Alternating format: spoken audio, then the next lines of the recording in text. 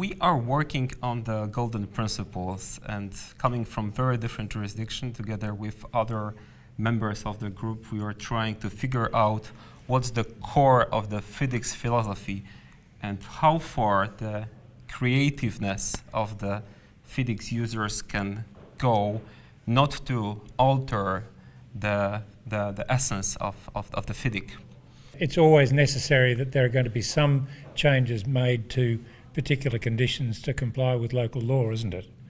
That is true. That is true. And amendments or the particular conditions are necessary, because otherwise projects could not be implemented in countries. I'm Donald Charrett, and I'm the principal drafter of the FIDIC Task Group 15. And as Raphael has said, our task is to articulate what are the golden principles, what are those aspects of FIDIC contracts that make it the balanced, fair contract that's recognised around the world. And we've heard today a number of people with various suggestions as to what limits there should be on changes to particular conditions, but coming back to the point Raphael made, how necessary it is to make provision for local law, and there are inevitably going to be changes that have to be made for that. But there need to be limits to make sure that those particular conditions don't produce an unfair contract with unbalanced risks.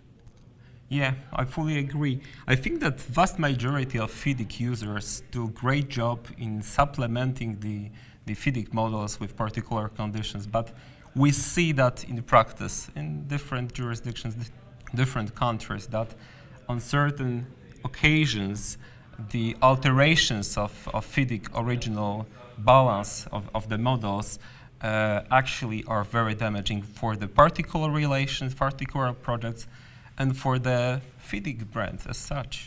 It was interesting, wasn't it, the response we got to our two questions. I think 3/4 of the participants agreed that the FIDIC golden principles were in fact an essential aspect of FIDIC contracts, and I think we got 2/3 saying that there was value in having a contract identified as being FIDIC compliant. Yeah, this is very important that majority of FIDIC users believe that there is the fundamental value in FIDIC which should be protected.